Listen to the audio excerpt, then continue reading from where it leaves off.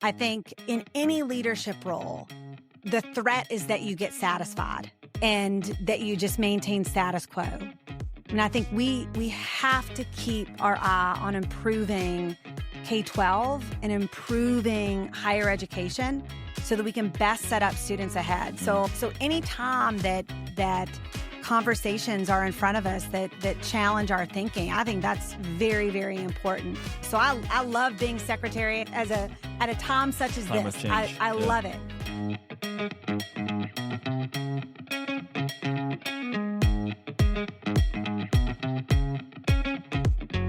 Welcome to Off the Record, a podcast featuring leaders on IBJ Media's Indiana 250 list. I'm Nate Feltman, CEO of IBJ Media, which publishes the Indiana 250, a list of the most influential business people in Indiana. Welcome to Off the Record, a podcast featuring leaders on IBJ Media's Indiana 250 list. I'm Nate Feltman, CEO of IBJ Media, which publishes the Indiana 250, a list of the most influential business people in the state. Today, I'm joined by Indiana Secretary of Education, Dr. Katie Jenner. Welcome. Thank you. Katie also chairs the State Board of Education, overseeing a state education budget of over $10 billion annually, more than 2,200 schools, more than 1 million students, and tens of thousands of teachers and administrators. Katie moved up the ranks of public education at Madison Consolidated Schools, a district in southern Indiana. She started as a teacher, rose to school-level administrator, and eventually became assistant superintendent of the district. In 2018, she left Madison to become vice president of K-12 initiatives and statewide partnerships at Ivy Tech Community College, one of the nation's largest statewide community college systems. A year later, Katie became senior education advisor to Governor Eric Holcomb. She worked in that role a little over a year before Governor Holcomb appointed her Indiana's first Secretary of Education, a title she's held since early 2021. In December of last year, when then Governor-elect Mike Braun was appointing the cabinet for his new administration, he announced that he wanted Katie to remain as Secretary of Education, and he gave her a larger portfolio when he reorganized state government under 8 cabinet secretaries. Governor Braun cited her success as secretary, noting that she had secured a $170 million investment in literacy, the state's largest ever. She also implemented a comprehensive marketplace aimed at filling teaching positions and has overseen statewide improvement in graduation rates. Katie, welcome again to the Indiana 250 podcast. Thank you, Nate. It's wonderful to be here. Well, I want to talk a little bit about you first and your background. Where did you grow up and what was your path to getting into public education as a career? So I grew up in Owensboro, Kentucky, and I often share, you and I were in Evansville just yesterday.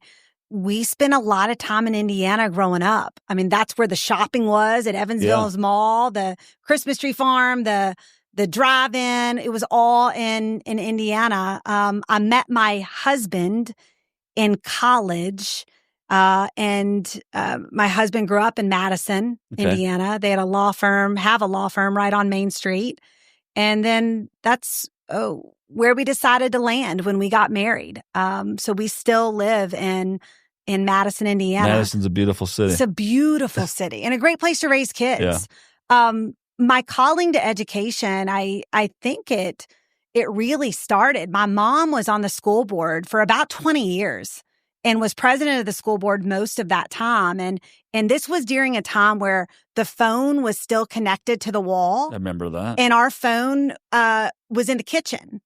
And so my mom would often, which is the center of the house, right? My mom would often be on calls with various people. Could be the superintendent, could be parents, could be, a community leader talking about education and truly solving problems. And I think that is probably what piqued my interest. And then in college, I was intending to go to law school.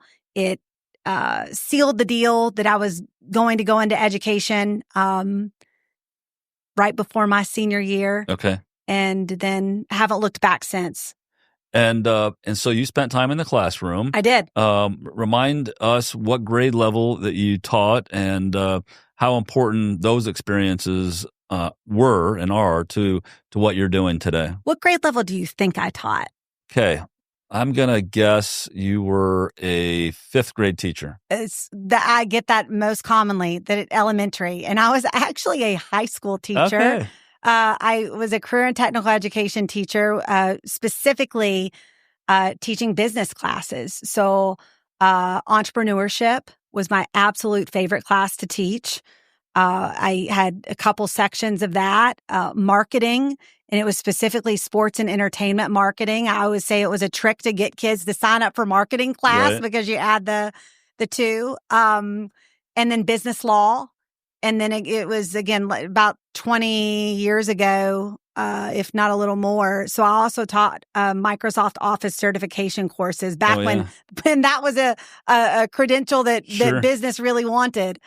So that's what I taught. And obviously it connects to today, specifically when you think about empowering students to be more entrepreneurial and to think big. I connect a lot back to having those classes. And again, when you're an elective course, Nate, you teach a variety of students in one classroom. You have special education students. You have students who may not know English. You have advanced placement students. So you have the full gamut, and it's all about empowering each and every one for their purpose. Yeah, it's great. So you initially started as Secretary of Education with Governor Holcomb, and of course now serving with Governor Braun. Maybe talk a little bit about the charge that Governor Holcomb gave you when you became Secretary of Education, and how, if any, it differs now with Governor Braun.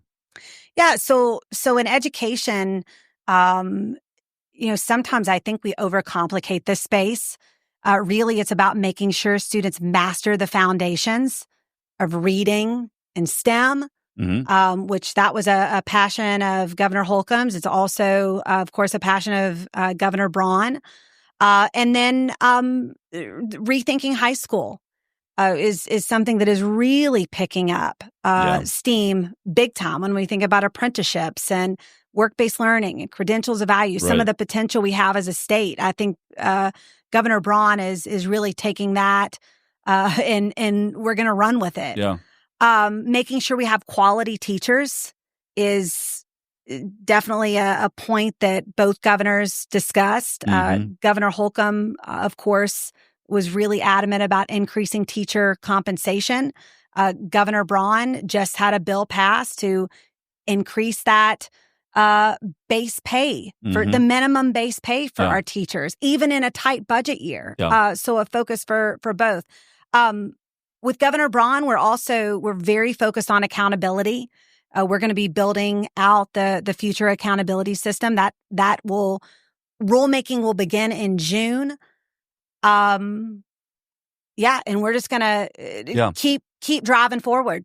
I would imagine there might be a little bit of difference. Governor Braun is a business guy, and so had started a business, running a business, and so the focus on entrepreneurship you mentioned, and thinking about the high school diploma and how we can better prepare students for those that want to attend college, great, and those that don't necessarily want to attend college, but they do want to advance their lives and advance their education through credentialing, like you talked about. So I could see maybe there's a little bit of a difference from that perspective. Well, Governor Braun has even when he was U.S. Senator, he traveled around the state and visited high schools and highlighted models that are already incorporated work-based learning and the hands-on and really connecting to the students' purpose, their career ahead. Yeah. And education is a way to get there, depending on what your career choice might be. So he also is passionate about skill development. Yeah. We have to have students who can communicate and who can work together and who have work ethic. Yeah. And I think that comes from him owning a business and hiring many, many employees over the years. Yeah. So kind of going hand in hand with this, there have been recent changes to the high school diploma. Yes. And some of those changes I know are to be able to make it easier and maybe incentivize students to get more hands-on, applied approaches and getting into business, perhaps while they're in school, like an apprenticeship. and maybe talk a little bit about some of those changes and why they're so important today. Yeah, I'll start with a question that I commonly will ask a room, which is like envision, and those listening can do this too. Envision the oldest person that you know who graduated from an American high school. Once you have them in your mind, think about a current junior or senior in high school in Indiana or in most states across our country. If you ask them both for their transcript, they would be almost identical. And yet, we were with business leaders yesterday. The world around us is changing so quickly. Yeah. Knowledge is now at our fingertips. And really skill development is what we have to lean into. Right. So the new high school diploma is absolutely designed to, of course, maintain rigor, but every student's rigor looks a little bit different in terms of what their interests might be. Mm-hmm. So there are flexible options and paths, more personalized. I would say we're looking at, that freshman, sophomore year, get your high school foundational courses. There are some requirements there, including some new requirements like personal finance is now required for every student in Indiana. That's a really important change. That's great. Communication is now required. There's always been the civics element with government. That remains. In U.S. history, that remains. And then the junior, senior year, what an opportunity to actually put your learning into action with apprenticeships or work-based learning, getting out in businesses. The other advantage of getting out for students to get out is that they can figure out sooner, I would think, what they want to do, what they like, and what versus waiting until after high school and then going to college and still not sure and potentially bringing up, student debt and so forth. So I assume that's a huge opportunity for students to just understand what they like and don't like sooner. It absolutely is. And just today, I was at a school doing apprenticeships in the early learning space. So there's students who wanted to be teachers. We talked exactly about that. So are you still interested in being a teacher? Nearly all of them said yes. One of them said, now I'm thinking about teaching. I'm also thinking about ministry, but all of that is good. I just left my office. There was a room full of students who, from rural Indiana, who drove up, and they are all working on their welding certification. And every single one of them had a different path. You had one student who was going to go to Rose-Hulman to be a civil engineer. Mm-hmm. You had another student going on to Ivy Tech. You had another student going to be a pipe fitter, an apprenticeship. So what an opportunity while in high school to really discover, again, what your unique purpose is and what could be ahead. And let's make sure we have that recipe for success for our parents and families to know, for our students to know, and really set them up for success. So I want to turn to literacy rates. I know it's something that our state and under your leadership has been focused on. And I think the current goal is to try to have 95% literacy among third graders by 2027. Yes. Talk about the strides we've made on that front and how big a stretch that is to get there for the state of Indiana. So hitting 95% by 2027, we knew that was a stretch goal, but when it comes to kids, when it comes to making sure all kids can read, and the fact that if they're not reading by the end of third grade, you can predict their life outcomes ahead with, are they going to graduate? What's their median income going to be? I mean, you can really predict that. So it's so critical. We set that stretch goal intentionally. We have made strides.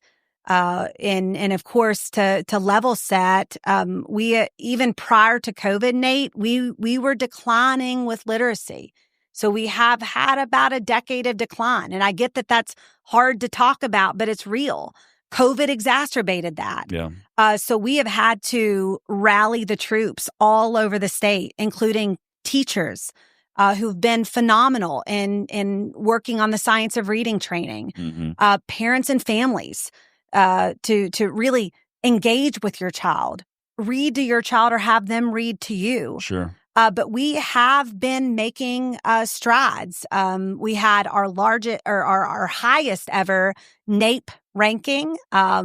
We were ranked 6th in the nation in 4th grade and 8th grade reading, so top 6. And what I'm most excited about when you look at the NAEP data, the nation's report card, is really our lowest students are growing the most. And nationwide, that is just not a trend. Our high students are continuing to grow, but low students have been stagnant since COVID.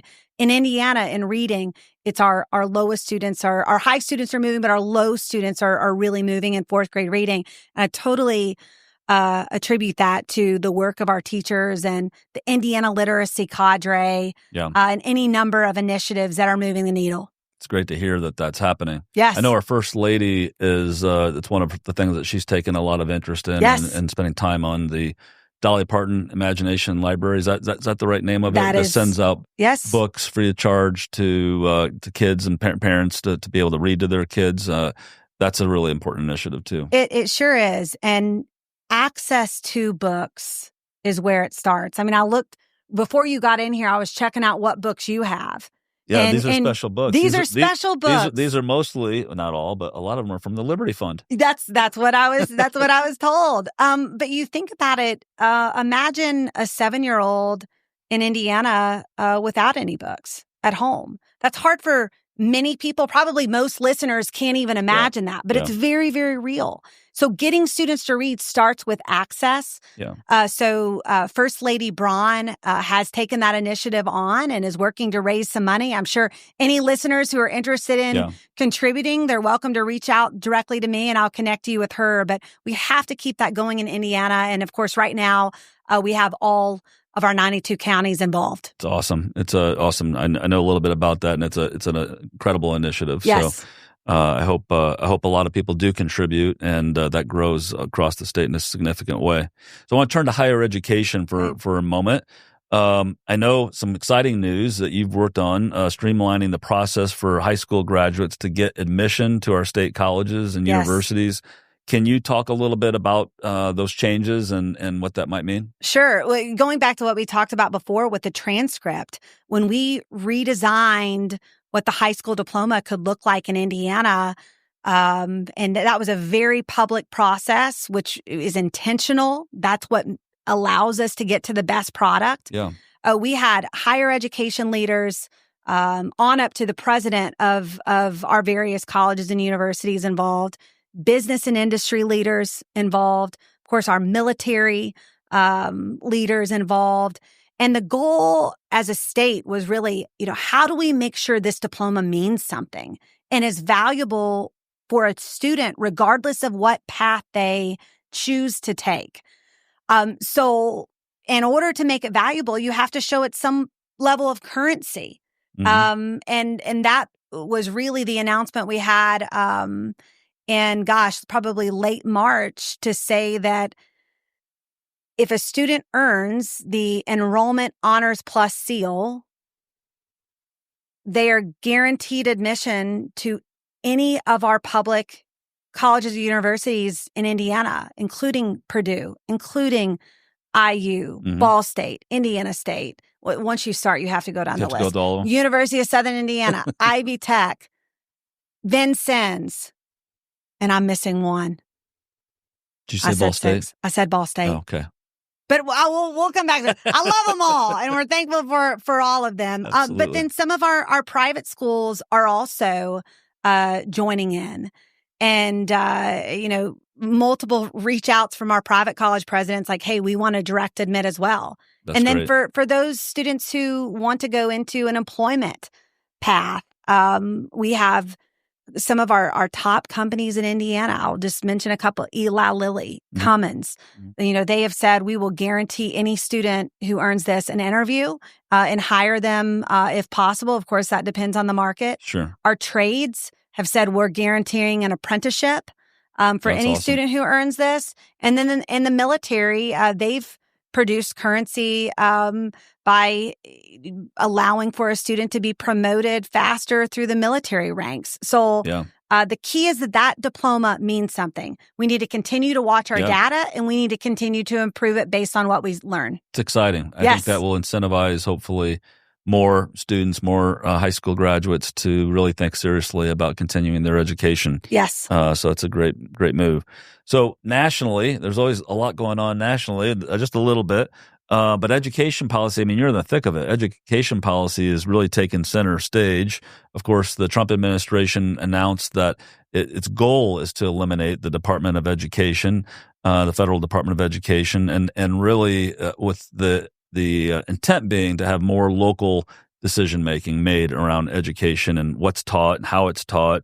Talk a little bit about what it's like to be Secretary of Education at a time when so much is happening on the national stage and with those efforts around education reform. Well, first of all, I mean, I love it. I think in any leadership role, the threat is that you get satisfied. Yeah. And that you just maintain status quo. I mean, I think we have to keep our eye on improving K-12 and improving higher education so that we can best set up students ahead. Mm-hmm. So any time that conversations are in front of us that challenge our thinking, I think that's very, very important. So I love being secretary at a time such as time this. Of change. I love it. Yeah. So in terms of U.S. Department of Education, I'm glad you asked because I think there are a lot of questions out there. What many people don't realize is as a state, we have for years and years and years, in every state in our country, we set our academic standards. We determine our curriculum. In Indiana, that curriculum is a local decision. We set our assessment. So really the role of the U.S. DOE for years and years and years has been the distribution of Title I funds, or these are the ones most commonly discussed. Title I funds, which of course serves students in poverty, and IDEA funds, which serve students in special education. Both of those monetary line items are congressional. Okay. So let's say the U.S. DOE goes away tomorrow, which won't happen tomorrow because Congress has to make that ultimate call. But let's say it goes away tomorrow. As long as the budget line is still there with Congress and we're getting signals that yes, it will be, anyone could distribute money to the states. I think what we're really interested in is we get about $1 billion in Indiana. So if we could block grant that money, multiple funding streams that are coming, block grant the money in one, and then disperse that around some of the goals that we've set, some of what we've talked about today, reading, STEM, rethinking high school, ensuring that they still go to students in poverty and special education students. I think it would get some of the bureaucracy and compliance paperwork out of the way for our schools, which in our teachers, which many are spending a lot of time on today.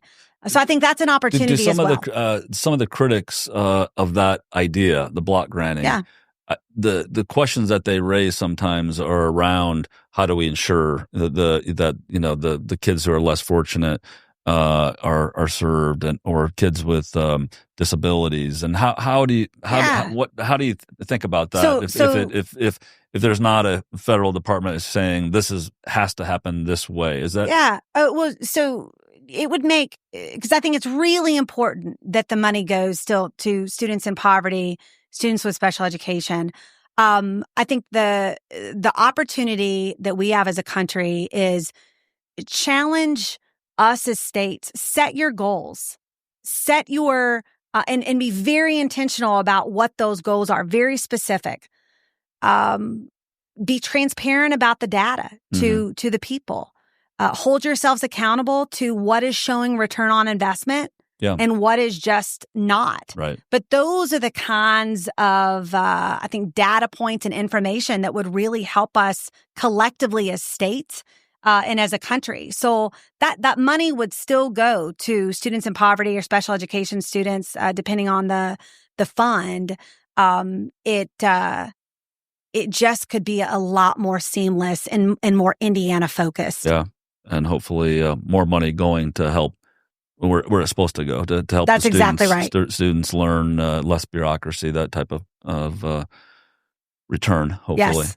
So we just had a legislative session Yes. pretty recently conclude, and some of the couple of big takeaways that I had, but there are probably a lot more that you can talk about too.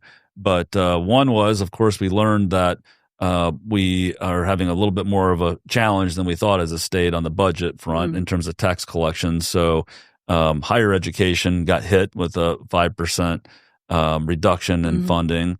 But I do know on K through 12, there was good news. Maybe you could talk a little bit about both and where you see the challenges and opportunities coming out of the last session. Sure. So you've probably seen this too, traveling around. I've noticed a lot of people, rightfully so, don't totally understand how the budget process works. So, of course, we get a December revenue forecast, and that really sets the mark for how the budget is built. And then the April revenue forecast every year is really the kicker. Reality check. It's the reality check. Yeah. So this year, our reality check was about a $2.4 billion deficit that had to be found very, very quickly. I of course, lost some sleep that week for sure, because education is 60% of our state's budget. What our General Assembly leadership and governor immediately committed to is K-12. They said that is our number one priority to not cut. So K-12 saw a 2% year one increase. So essentially you take the current budget, an additional 2%, and then the following year it's an additional 2% on top of that. I did speak with a superintendent just today who mentioned, well, that also includes curricular materials. And so I want to just flag the curricular materials was on top of the 2%. That happened at the 12th hour, 11th hour, whatever you want to say, but that was on top of. So that was an additional. And then the voucher dollars in year two, that was also an additional. So I think that's an important flag. Higher education, and again, I've had the opportunity to communicate in some way with all of our public higher ed institution presidents. Higher education saw a 5% cut, as you mentioned, across the board. So they're definitely going to have to do some belt tightening, if you will. And I think, and by the way, most state agencies, if not all, are also going to be in that situation. I think in many ways that can be a good thing. It really forces you to think about what is moving the needle. Let's invest more in that. What is not moving the needle? Might be time to let that go. So again, I see it as an opportunity for us to get better. And again, we have to seize the moment. There are a lot of uncontrollables we face. The budget is one. And we have to live within our means as a state. Yeah. Never let a good crisis go to waste. Amen. Maybe not good. Never let a crisis go to waste. That's right. But like you said, hopefully it's an opportunity to relook at things and try to find the things that are having the highest return on investment, right? The other thing I would just flag, I think we'll also really need in some areas to work with philanthropy. Philanthropy has been a huge partner in K-12 and higher education. And really working together again to ask the tough questions. What is moving the needle? Let's invest in that. What's not? But philanthropy is going to be key in the next several years. So you touched on the fact that K through 12 is not being cut. It's actually it's been a priority. It is a priority for the administration, for Governor Braun's administration and the legislature. I feel like we're doing better on the teacher pay front. Average teacher pay is now about $60,000 in the state of Indiana, if I've got that right. If that's right, how are we doing when you look around kind of our peers in the Midwest on teacher pay? Because that's always talked about as, gosh, we got to make sure that we're retaining and attracting really good teachers, right?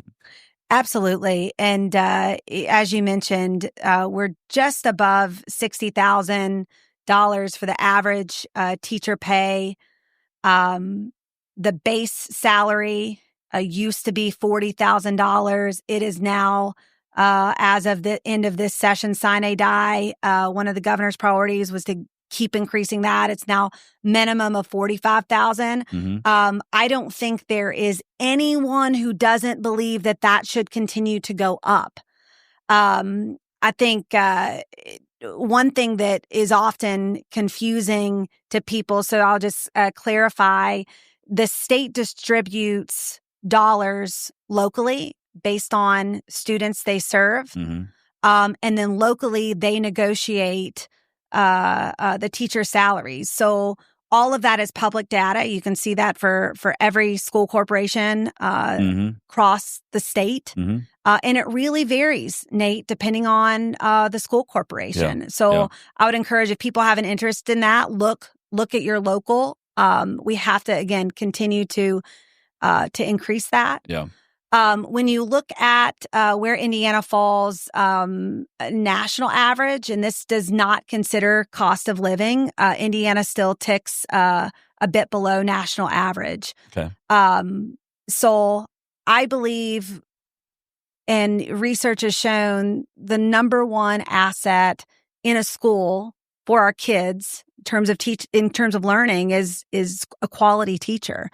And we have to make sure that the pay is such that if you're a biology 1 teacher, 3 years down the line, you don't get a knock on the door from a biotech business who says, I'll double your salary, which is pulling some of our teachers out from time to time. We're also seeing, though, Nate, some of the opposite in terms of teacher recruitment and retention. We're having people who have been in business and industry who, in fact, one of the teachers was just in my office. He was in business and industry for years and years, and he said, I was so glad to get out of that corporate world.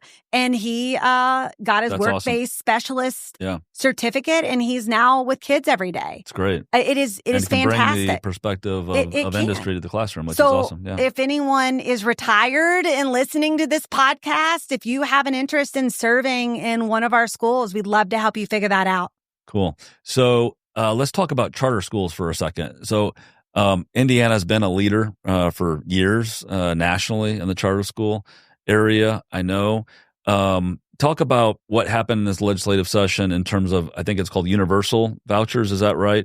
I think you kind of referenced it a little bit, like what happens in maybe year 2 of the budget cycle in terms of that. Talk about what exactly that means, universal vouchers, and kind of if there was an expansion of the parent choice or school choice. Talk about that for a minute. Yeah. So in Indiana, we are very, very committed to putting the power in the parents' hands to determine what is best for your child. So for some parents, that's a traditional public school right down the street. For some, it's a local charter school or a non-public school. In many families, you see one child going here and another child going there, depending on that unique student. So in Indiana, we after this session, I mean, we are essentially a free market where parents can choose what is best. Is that really unique, or are there a lot of states today that fall into that? Indiana is absolutely still considered a leader in this space in terms of putting the power in the hands of the parents to make the choice for their child. So it's interesting, though, every state does it a little bit different in terms of how they set it up. So our number one school choice is still a traditional public school to another traditional public school that parents decide. But of course, an active charter community, an active non-public community. You asked about charter and vouchers. So I'm going to have a teacher moment with you real quick, Nate. Will you? So vouchers in Indiana are only for non-public schools. So when we talk about charter schools or public schools, so they get public state dollars that flow in a similar way for the most part as traditional public schools. This session, Senate Bill 1 also has them collecting those local property tax dollars depending on the students they serve.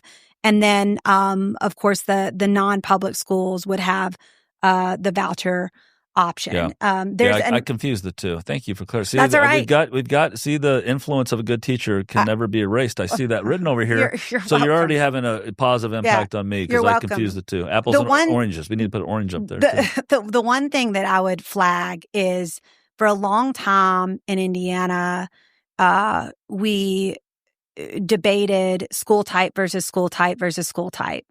And I think that is a huge threat. It's a dangerous place if we obsess over school type versus school type because we have incredible schools, traditional public, charter, non-pub, and we also have some struggling schools in each of those categories. But it really matters where you live, your child, their interest to determine, again, what's best for that student. Makes sense. So we hear a lot about stackable credentials. It's kind of we are jumping around. Term of We're art. going. Well, I love this. Are because I love this, Nate. You know, and you studied up. That's the way education policy is these days. We jump around a little bit. And I think this ties really to in some ways, but you tell me, in terms of the new diploma, the focus on modern day apprenticeships that are not just in the trades, but could be in banking, healthcare, life sciences. But talk about what that means when somebody hears stackable credentials, and why it matters that high school grads and maybe even high schoolers are starting to get credentialing earlier and moving their education forward so that they can get a great paying job one day. Yeah. So, I mean, I'll just go straight to one of our key sectors in Indiana, healthcare. With healthcare, there are so many credentials that if you go down one path, you have to restart if you want to go down a separate path. That's one. I mean, we could talk about technology and information technology and computer science, cybersecurity. We could talk about that path. But the goal with stackable credentials, and I shared this with you yesterday, and I am a teacher, so I'm going to use a Lego reference. I mean, everybody knows what Legos are. If you have Legos stacked on top of each other, it makes one tall stack. Versus if you have the same number of Legos scattered flat on the ground.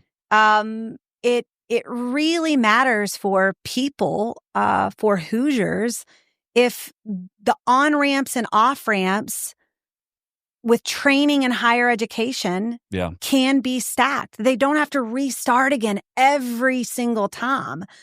So you'll definitely see Indiana leading in this space. We'll work directly with business and industry, hear their voice on what is the need, and then work with our higher education and our CTE partners to determine how we can fill that need. But we'll likely attack that one sector at a time to start to build that system out for Hoosiers.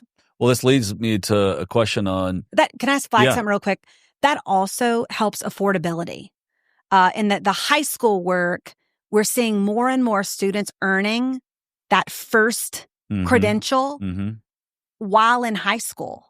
And then they can go on to work for business and industry while going to school and earning that next level. Or they could continue going to school full time.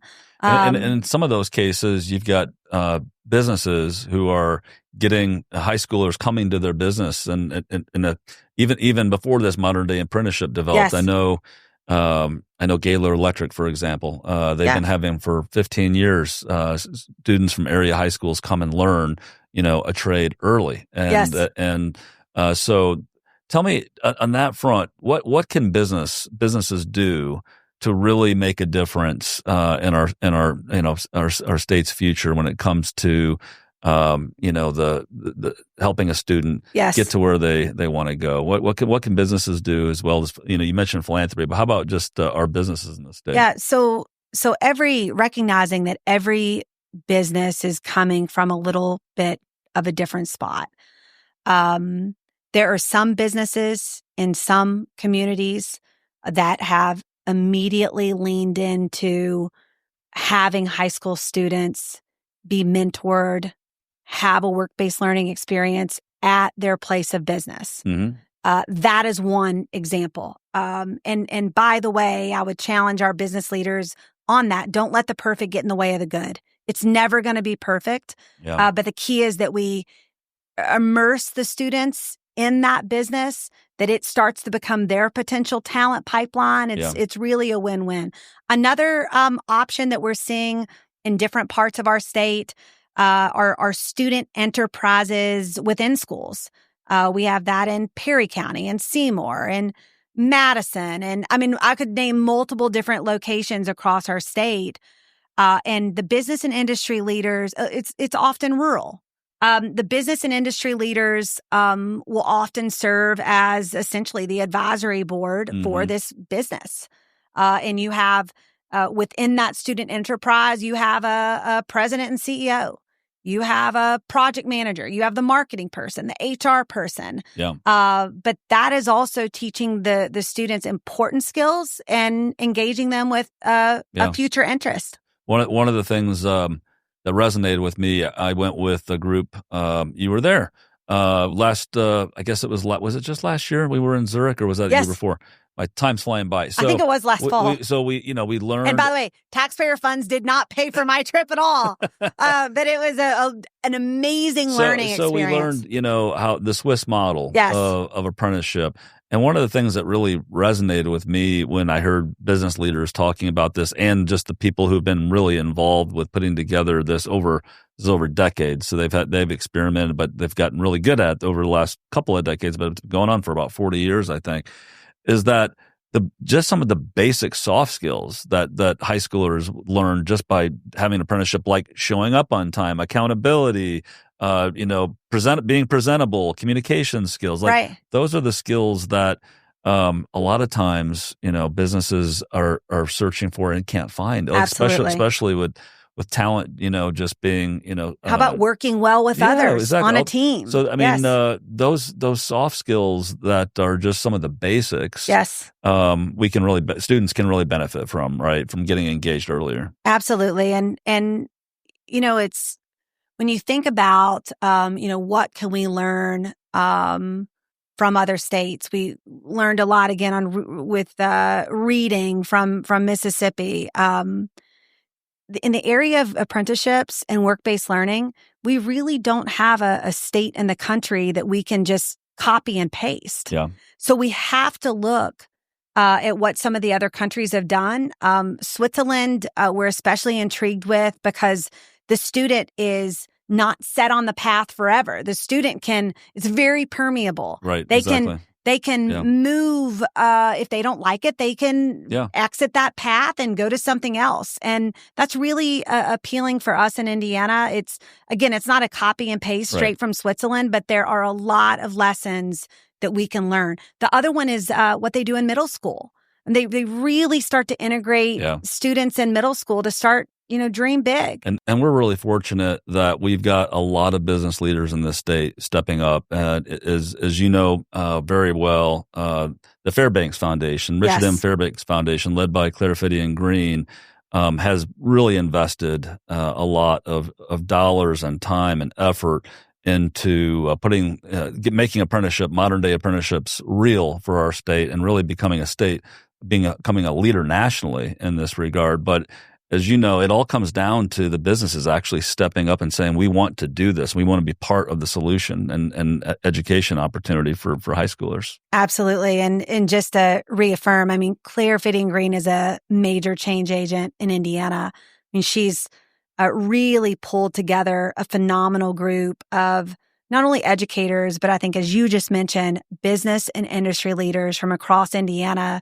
who are ready to put their hand in and be a part of building the future talent pipeline in a better way than what we're doing today. And what's interesting is a lot of times when people think about apprenticeships, they think about the trades. Sure. Which sure, there are important apprenticeships in the trades. Apprenticeships are also for students who may be interested in banking or being an attorney or Healthcare, a doctor or yeah. Cybersecurity, education, any number of different paths. Right. Getting that work-based learning experience and earning that market-driven credential simultaneously so they're ready, that's really the ticket to success for a lot of our students, or at least the foundation. Yeah, it's an exciting opportunity for our state. Yes. So my last question until we get to the speed round, which is coming up very quickly here. What's the speed round? Well, we're going to ask you your favorite things. I'm not speedy. I have lots to say. I know you do. Okay. So any important I always ask our guests, any important mentors to you as you were coming up and now doing big things for our state? A mentor or two for you. I think you mentioned your mother earlier, right? In terms of getting into this. Anybody else that stands out to you? So every step of the way, my whole life, I've had mentors. I think that is so important as a leader. You have to keep improving and also have to have someone hold you accountable to maybe see the blind spots that you don't see. When you ask the question, a leader that pops in my mind is part of the reason I shared about my mom, of course, but part of the reason I'm on the education path. I don't think I've shared the story with many, but when I was really wrestling between my junior and senior year of college, I mean, that's a pretty late time to change your major. You know, my dad's like, "Oh, I've already paid this much," but I was really wrestling between continuing on, go to law school, or becoming a teacher. And I sat down and met with Stu Silberman, who happened to be the superintendent of the school district that I went to growing up. Yeah. So I watched his leadership. I sat down and talked to him out of a recommendation from someone. And I would say that conversation really informed my path. Stu talked about how he was considering dentistry or education. And he felt like education, just as I feel, is a calling. It pulls you in. And so he was really one of the earlier mentors, other than my immediate family, that I think about. That's great. Yeah, that's great. When you said dentistry, I've got like a lot of dentists in my family. So did you ever think about that? I thought about it for a minute, and then I said to myself, I really don't want to put my hands in different people's mouths every single day of my life. So I thought better. But my dad and my sister are dentists. They do it. That they makes do it sense. every day. Yeah. Well, hey, Katie, we've made it to the speed round where I ask you some fun questions and a couple of serious questions too, but learn a little bit more about you. So your favorite movie? Pride and Prejudice. I love a good Jane Austen. The 2005 version with Keira Knightley. Okay. Have you seen it? No, I'm going to have to go watch it. I'm going to have to go watch it. That's what I see. I learn a lot on these. Yeah. Favorite place to vacation? The mountains. Anywhere in particular? I really love Montana right now. That's kind of I've yet to check it out. I'm a big Colorado guy, but I need to make it to Montana too. You must. Yeah. Colorado's nice. You must make it to Montana. I will. It's beautiful. Favorite musical artist? John Prine. He passed away already, but I still his ability to write music. It's magic. It's so good. Do you know him? I don't. I'll have to check him out. Oh my gosh. I'm an 80s guy. I listen to all the old school stuff. I guess so. What's the first thing you do in the morning? Make coffee. It's a good one. Yeah. I usually end up at Starbucks. Yes. Title of the last book that you read? So I usually have several books going at once. Name one that maybe is a favorite that stands out. So it was probably because the legislative session is so stressful. I have a lighter book. It's probably like a beach read, an Ellen Hildenbrand book or something. I definitely have not read that one. Yeah, put it on your list. Put it on your list. What food can you not live without? Probably carbs. I mean, most people would say cut the carbs out, but I mean, I love a good beer bread. It's like crusty on the outside, kind of soft on the, yeah. But what about Indiana tenderloin? I like an Indiana tenderloin. I like it better on bread. Me I too. mean, I'll just own it. It is what it is. Basketball or football? Favorite sport? Maybe it's not. Maybe it's neither one. I like to tailgate at football and watch basketball. Nice. I love a good tailgate. Don't you? I love a good tailgate. I grew up in South Bend, so Notre Dame? Dame's the home of tailgating. Oh, yeah. One of them anyway. Yeah. Well, I would say be careful in Indiana. I got to be a little careful. That's exactly. I'm a big IU guy too. And Purdue. But I've done tailgating at Purdue, and it's good there too. So I'll be fair to everybody. Best advice you ever received? So this was pretty recent advice since taking this role. And it sticks in my mind. And it's by someone we both know well, Earl Good. He said, Katie, keep all your passion, but you need to add a little patience. Because I have a lot of passion, but my patience is also a pretty short. Like, we got to move. We're talking about kids here, so urgency matters. So Earl would often remind me of that. I'm glad that you are impatient when it comes to our kids. That's a great quality in our education secretary. If Earl is listening, like, note to self, I gotta not be patient. Good. Well, I think it's great. I understand where Earl's coming from, but I'm glad that you're impatient. Yeah. Advice for a young person who wants to become a leader, somebody that maybe aspires to be in your shoes one day. What's good advice? Be very mindful of who you surround yourself with.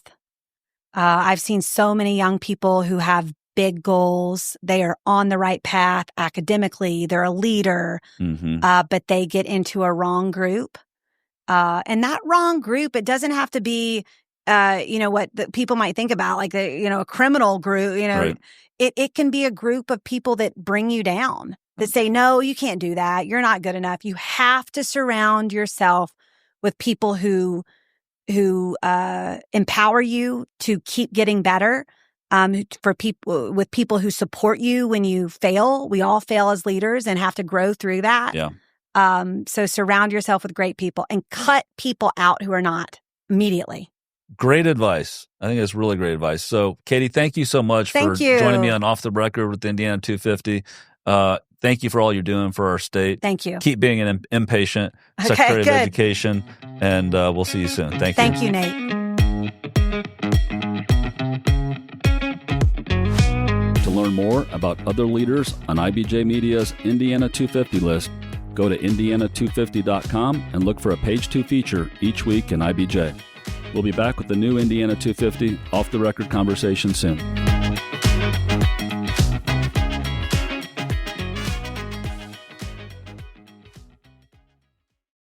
Get ready for full throttle coverage as we shift into high gear for Business at the Brickyard, presented by LiUNA with support from the City of Westfield and Daniel's Family Vineyard and Winery. We're giving you the inside track on the powerful connection between motorsports and the Indiana economy. Join us at the Indianapolis Motor Speedway for exclusive interviews, behind-the-scenes access, and the stories that drive the business of motorsports. So buckle up and join us for Emmy Award-winning Business at the Brickyard coverage all month long.